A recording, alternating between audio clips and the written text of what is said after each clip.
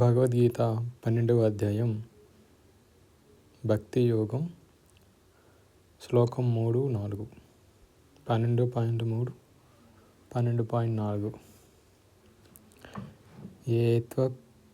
ఏత్వక్షరమనిర్దేశ్యం అవ్యక్తం పర్యుపాసతే సర్వత్ర గమచింత్యం చ కూటస్థమచలం ధ్రువం సన్నియయ్యేంద్రియగ్రామం సర్వత్ర సమబుద్ధయః తే ప్రాప్నువంతి మామేవ సర్వభూతహితే రతాః.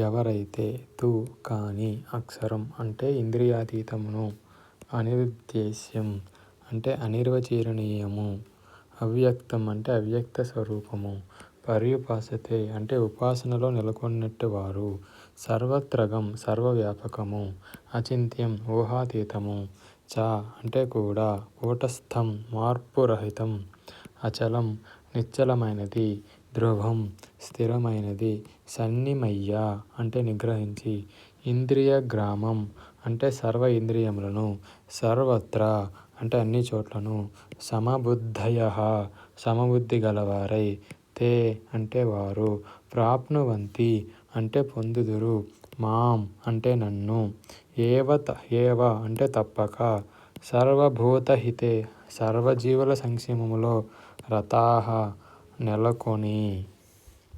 అర్థం: కానీ సర్వేంద్రియ నిగ్రహము మరియు సర్వుల పట్ల సమభావము కలిగి, ఇంద్రియాతీతము సర్వవ్యాపకము అచింత్యము, ఇంద్రియాతీతము సర్వవ్యాపకము అచింత్యము, మార్పురహితము, నిశ్చలము, స్థిరము, అవ్యక్తమైన పరతత్వపు నిరాకార భావనను పరిపూర్ణముగా ఉపాసించు సర్వభూతహితులైన వారు కూడా నన్ను తప్పక అంత్యమున పొందుతారు. కానీ సర్వేంద్రియ నిగ్రహము మరియు సర్వుల పట్ల సమభావము కలిగి, ఇంద్రియాతీతము సర్వవ్యాపకము అచింత్యము, మార్పురహితము, నిశ్చలము, స్థిరము, అవ్యక్తత్వమైన పరతత్వపు నిరాకార భావనను పరిపూర్ణముగా ఉపాసించు సర్వభూతాహితులైన వారు కూడా నన్ను తప్పక అంత్యమున పొందుతారు. భాష్యం: దేవాది దేవుడైన శ్రీకృష్ణుడిని ప్రత్యక్షంగా ఆరాధించుకున్నను, పరోక్షముగానైనా ఒకే గమ్యమును సాధించ యత్నించువారు కూడా చివరికి ఆ పరమ గమ్యమైన శ్రీకృష్ణుడినే చేరుకుందురు. దేవుడిని ప్రత్యక్షంగా ఆరాధించుకున్నను, పరోక్షముగానైనా ఒకే గమ్యమును సాధించ యత్నించువారు కూడా చివరికి ఆ పరమ గమ్యమైన శ్రీకృష్ణుడినే చేరుకుందురు. అనేక జన్మల పిమ్మట జ్ఞానవంతుడు వాసుదేవుడే సర్వస్వముగా ఎరిగి నన్ను శరణువేడును. అనేక జన్మల పిమ్మట జ్ఞానవంతుడు వాసుదేవుడే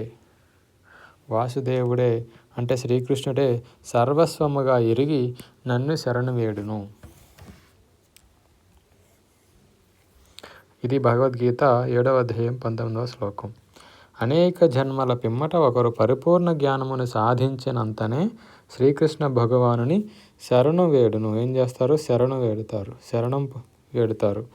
ఈ శ్లోకములో చెప్పబడిన విధానము అనుసరించి ఎవరైనా దేవాది దేవుడిని చేరదలిచినచో ఇంద్రియాలను నియంత్రించి ప్రతి ఒక్కరి సేవలో సర్వజీవుల సంక్షేమ కార్యాలలో నెలకొనవలెను.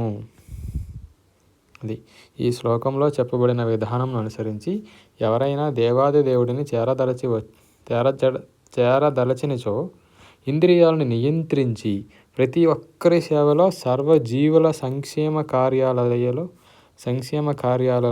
నెలకొనవలను. సర్వజీవుల సంక్షేమ కార్యాలలో నెలకొనవలను అనగా ప్రతి ఒక్కరూ శ్రీకృష్ణ భగవానుని చేరుకోవలను.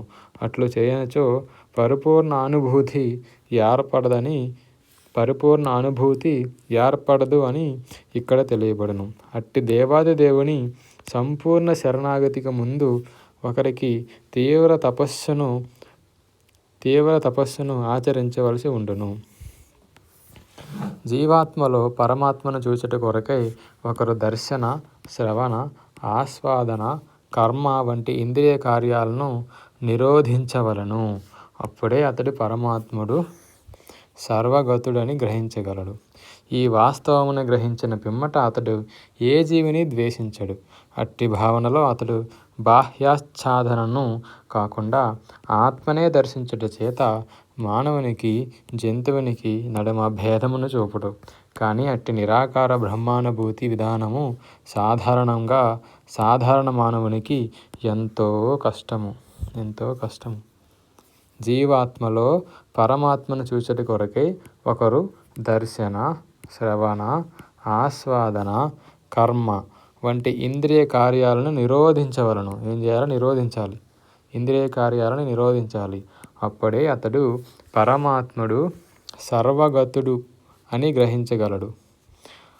ఈ వాస్తవమును గ్రహించిన పిమ్మట అంటే తరువాత అతడు ఏ జీవిని ద్వేషించడు. అట్టి భావనలో అతడు బాహ్యాచ్ఛాదనను అంటే బయట రూపాన్ని కాకుండా ఆత్మనే దర్శించుట చేత మానవునికి జంతువునికి నడుమ భేదాన్ని చూడడు.